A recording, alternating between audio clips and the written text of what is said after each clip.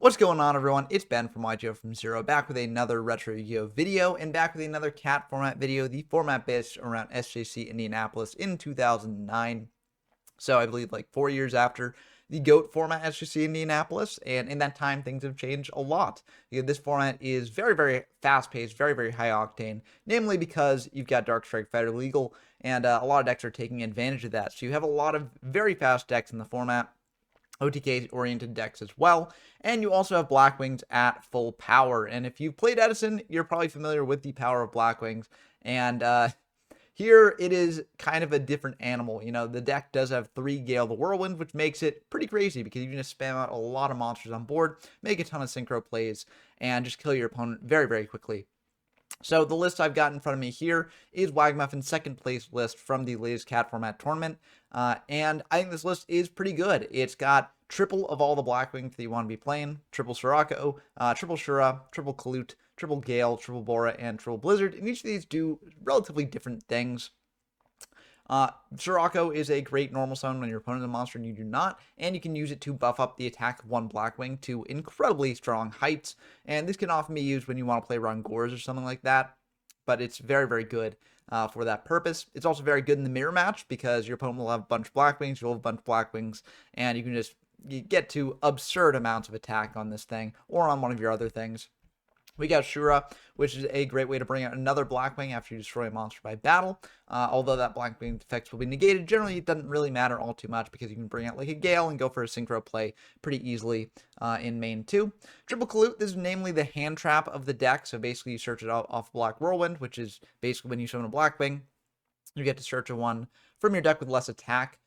So you can search out Kalute pretty easily just to allow your Blackwings to get over things that your opponent might have, and just serves as a hand trap, which is a very, very hard sort of interaction for a lot of decks to deal with in this format. Triple Gale is just absurd. This card is good enough to get limited, in the following ban list.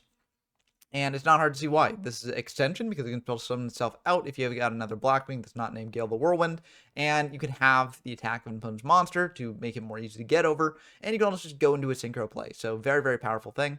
We got Bora the Spear here. This is another monster you can spell summon from your hand. It has piercing, so that can be kind of nice.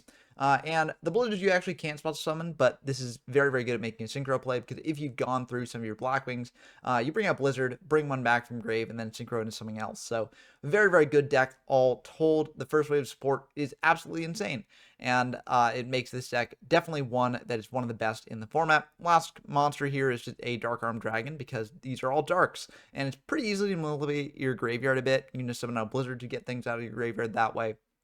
So it's not the hardest thing to get 3 darks in grave exactly for Dad. Double Alert because these are all darks again. Black Whirlwind, this is the consistency booster for the deck. You activate this, and if you're able to actually pull it off and get a bunch of searches with it, then you are making incredible plays. Book of Moon is just a very versatile card in this format, and also compare with things like Bora or even Blackwing Armwing, which is in the extra deck, which pierces. So it's very good in that respect. BrainCon and MindCon very good in a synchro format like this one, especially when you've got basically free extension with your tuners. So very, very good cards. Heavy Storm to clear your opponent's back row. Reborn to bring back your stuff or your opponent's stuff. MST to deal with your opponent's back row again. Smashing Ground to deal with their monsters. And then for the traps, we got Double Bottomless.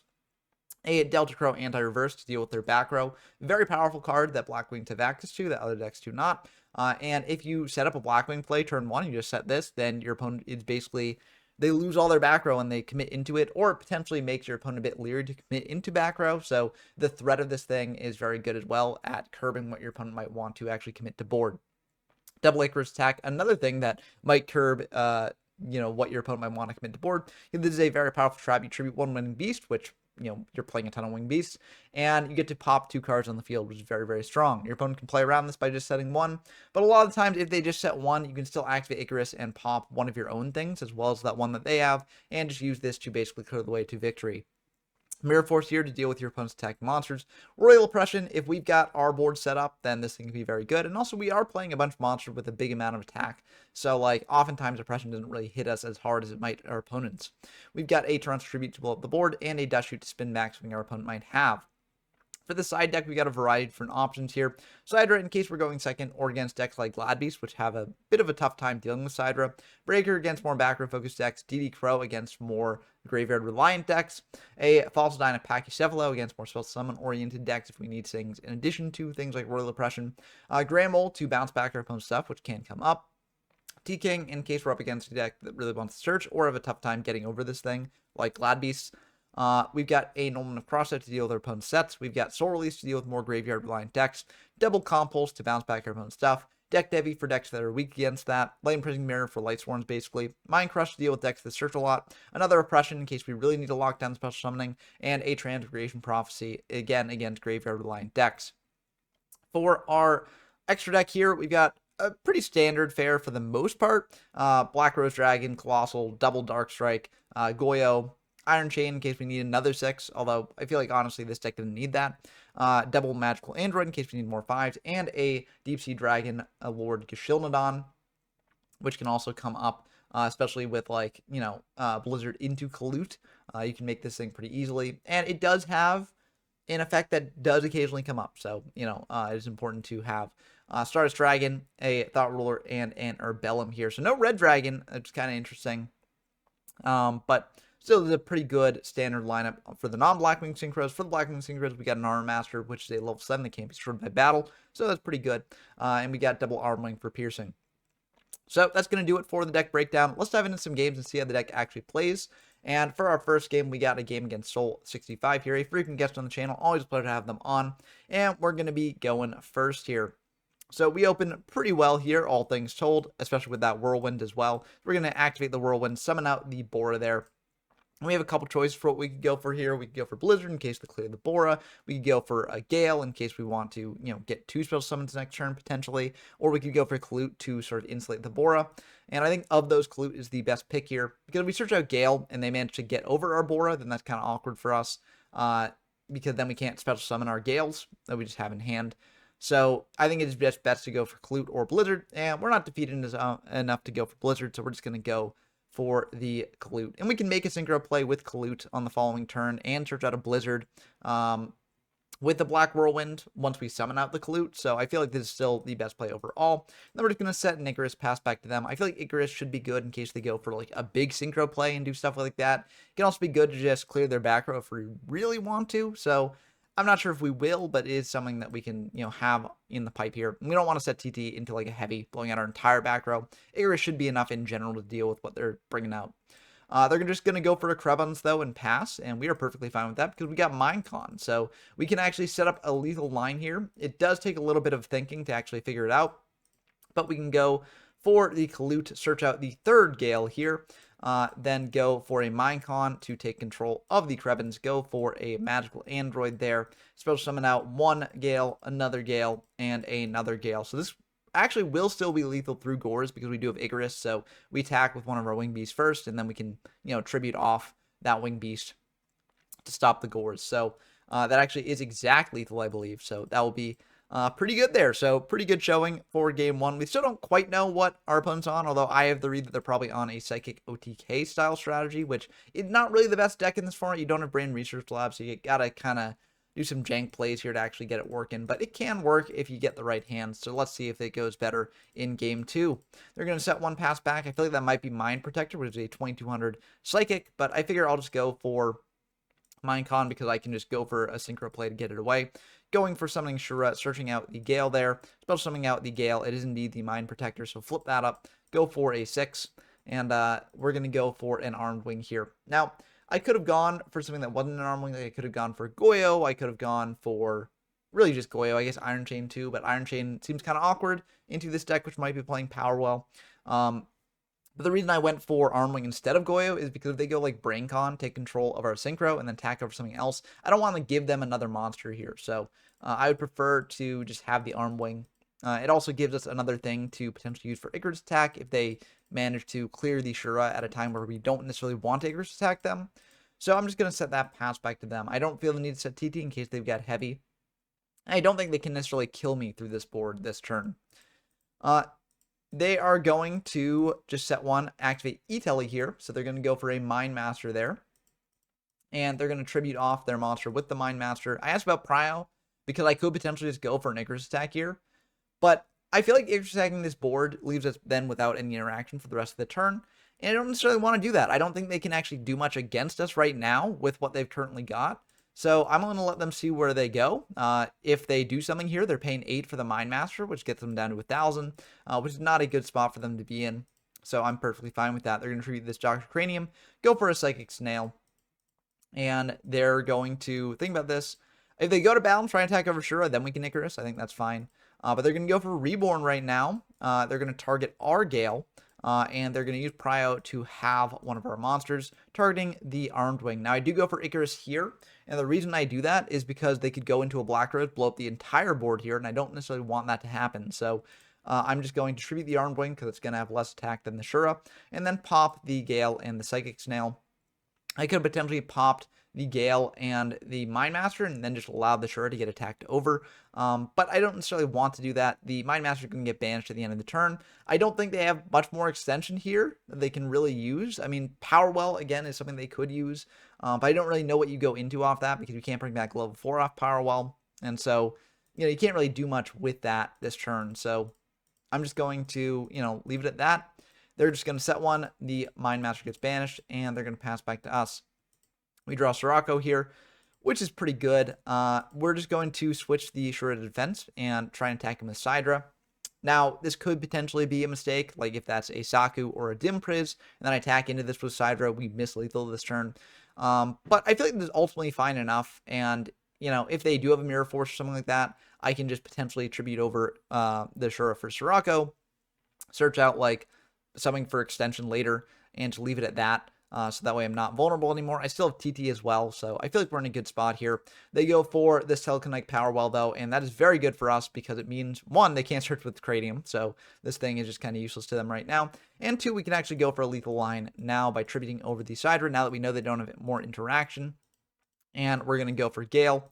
Suppose summon out that Gale and then go for a Dark Strike Fighter, and that should be the end of the game. So, yeah, kind of brutal stuff here. I actually think we might have been able to go for game on the previous turn if we had not flipped up the Mind Protector.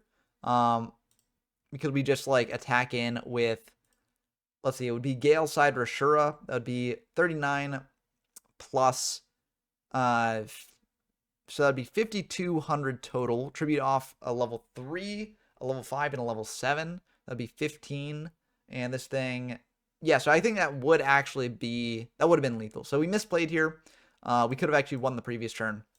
But either way, we win this turn. So, yeah, I mean, definitely shows that you can misplay with this deck and still, very handily win because this deck is just so powerful. Black Whirlwind makes it so consistent. And it really does just eat, more jank decks alive. Where, if the deck just can't, really muster up a board to threaten this deck, then this deck will just steamroll it over the course of a couple turns.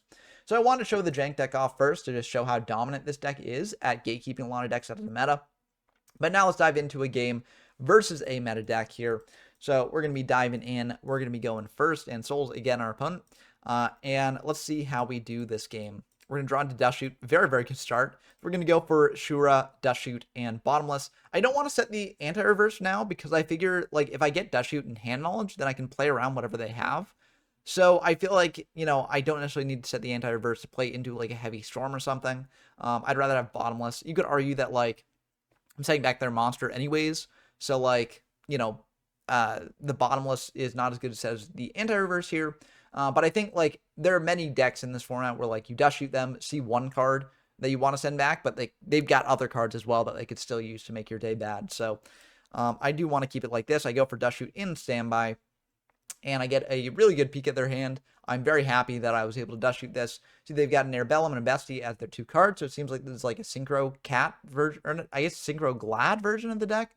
But you're playing Rescue Cat in the Glad deck, so it makes sense why you'd potentially do a variant that includes the Airbellums. That Airbellum, by the way, is the most threatening card here in their hand. The other thing they could potentially do is if we don't spin back the Bestiary, they could go, summon MST or back row to deal with Bottomless, summon Bestiary, Minecon or Shura, and then attack in with the Bestiary, tag into something else, maybe a Murmillo to pop our Shura, or just a Liquari to sort of wall up there. But if that's the case, I know that they don't really have any other back row that does much here because they've just got a Solemn. So I'd just go for Blizzard. That would probably get Solemned. But I feel like over the course of those turns, like they're taking 4,000 damage there, and we've dealt with a lot of their interaction, a lot of their hand by that point. Like they'll just been left with a Cold Wave and a Laquari, and we do have this Sirocco here. And also, this isn't even considering like what we're drawing later. So I feel like this is a fine thing just to, spin back the Airbellum. If we leave them with the Airbellum as opposed to the Bestie, they've got a much better play, which is, Minecon or like MST back row, Minecon or Shura, go into a 7, and then just sit on that 7, which is much more threatening for us to deal with than just a Glad Beast. So we're going to spin back that Airbellum and leave them with the MST, Minecon, Cold Wave, and Solemn there. Cold Wave really not doing anything for them here because, if they do Cold Wave, they can't do anything to clear our Shura. So yeah, they're just going to set one pass back to us. We draw into another Shura, which is pretty good for us overall. So we know that they don't have like a TT or a Mirror Force, so we're just going to summon that Shura, see if they sell them. They're not going to sell them. We're just going to attack in for 3,600 here. So that set might be an MST, in which case I'm going to try and bait it out by setting the Delta Crow anti-reverse here. If it's not MST, we can try and use that later. But it looks like it is indeed the MST, popping our new set there. So now we get to keep our more valuable one Bottomless. They summon out a Quarry here, and we are actually going to Bottomless that. They go immediately to end phase before you have a chance to, say, oh, I'm thinking, about doing this. Might have been a lag issue on DB's part. But either way, we Bottomless this. Because, I guess we could have left it here. But the issue is, I guess we don't necessarily need to Bottomless this here, because we know the rest of their hand, and we know the rest of their hand isn't that good. So, like, best case scenario, they just attack in with this into our Shura. So, maybe I should have waited on this, and just crashed into an next turn with the Shura. So, maybe this was a mistake. But I feel like I can just go for lethal damage here next turn by just going for Bottomless. I know the only interaction they have is a Solemn. So, next turn I can just summon out Blizzard, and that is lethal damage. So, yeah, actually it is correct that I do this, because I'm just going for lethal. And they don't have any way to actually stop that lethal, given the rest of their hand that we know about. Because we know about it exactly, because Laquari was the new card. So, they're just going to set one. We're just going to summon out Blizzard, and that's just going to be the end of the game. Because, yes, if they Solemn the Blizzard, we've got more than enough damage to kill them. So, yeah, that was the correct move to Bottomless the Laquari there. And yeah, we're going to go into the next game here. So for siding, which I should mention, I take out the Dushoot, and I believe I take out a Delta Crow, because we saw that they had like basically no cards, no back row that last game. So I'm like, okay, well, maybe they're playing a version of the deck. Doesn't really play much back row. It seems weird to be playing Glad Beast without back row, but maybe they're, since they've got the synchro elements, they're playing more of a, Cat Glad hybrid that doesn't really play any back row. So I decided to take out the Delta Crow and the Dushoot because we're going second here, and bring in a Sidra, and I think another Oppression to stop the Glads.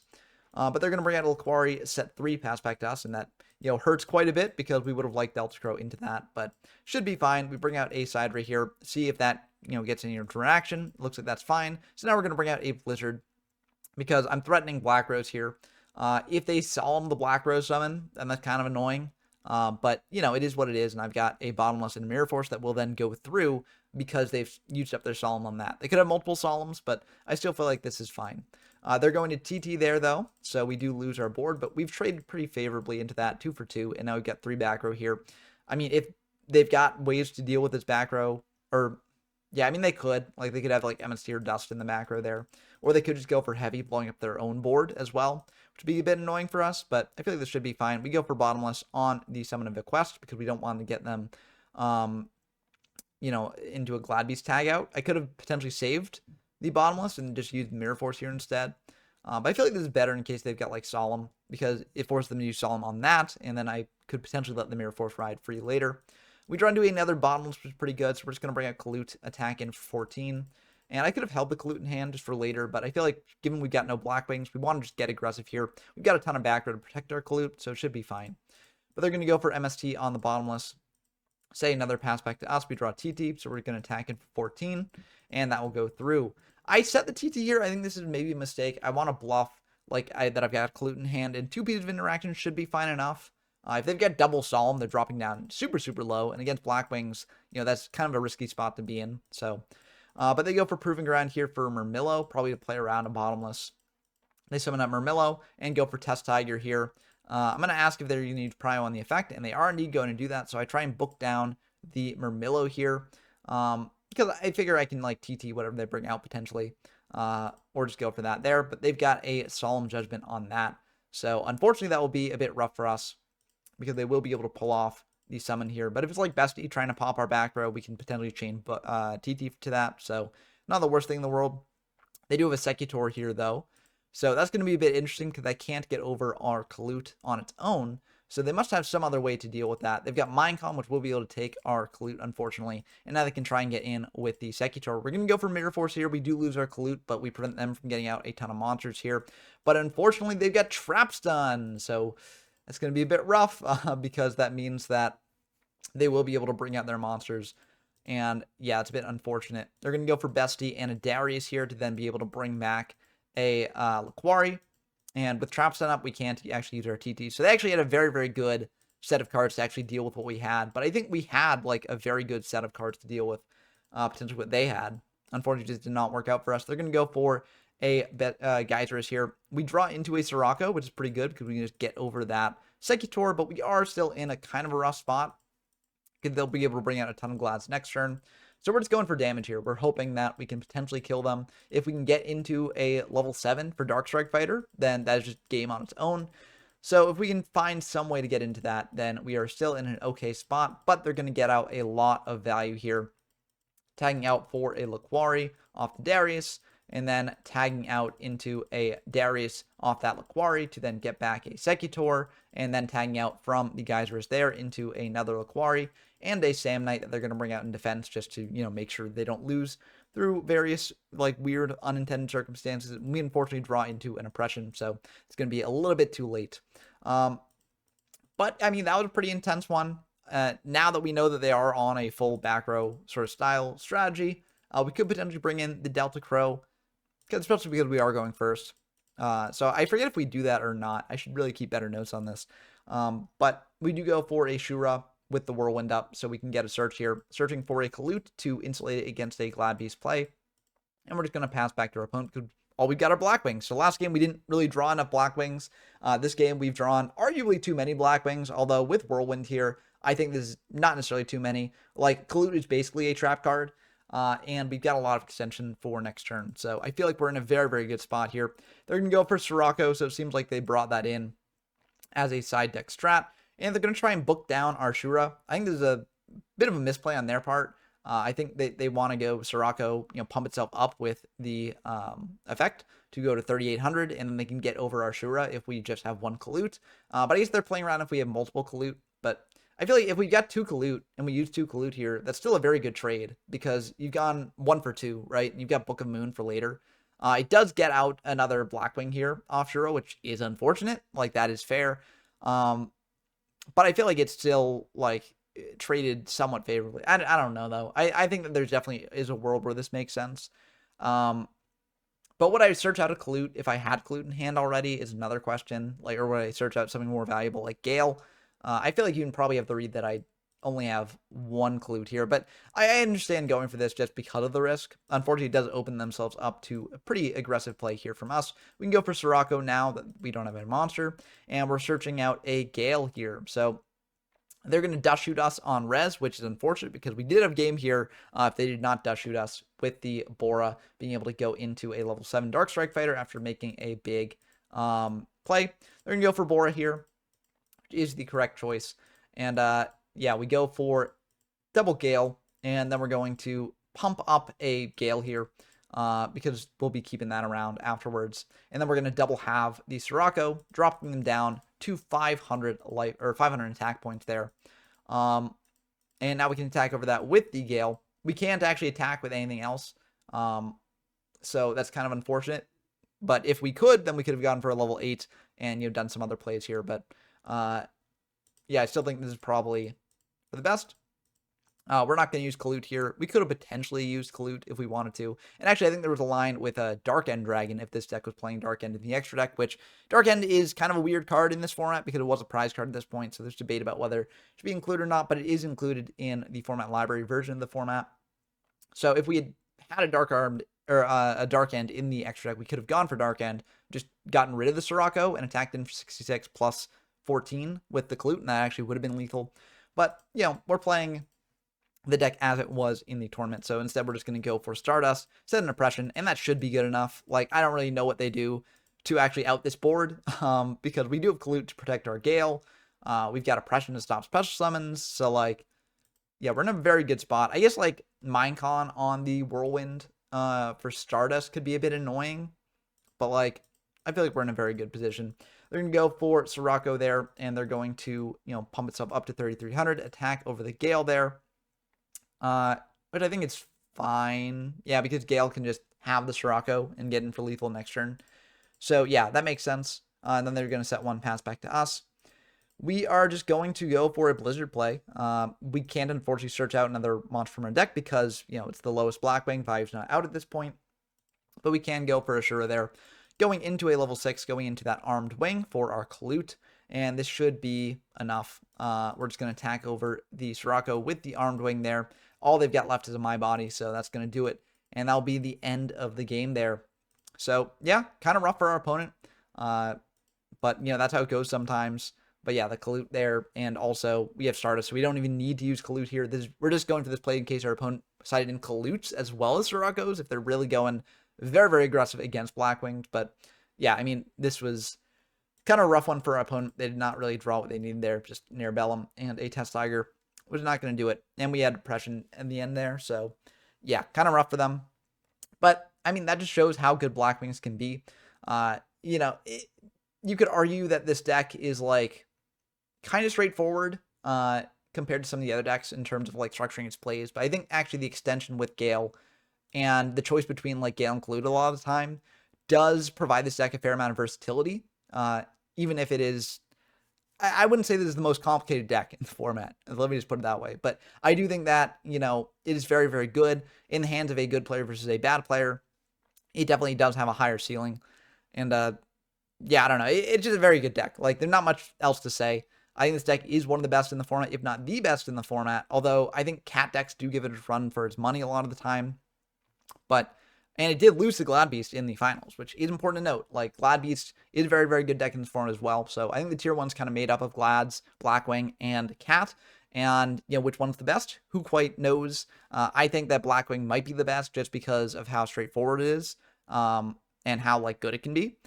But, I mean, all the other decks can also have their moments. So, yeah, I don't know. Let me know down in the comments below what you think is the best deck, and I will try to respond to them more promptly than I have been in recent weeks. But I am curious to hear people's thoughts on this because I think it is still an open question. This format is still relatively underexplored. And I understand why it's underexplored because it is very, you know, quick format, very fast format. You know, some would say even sacky format.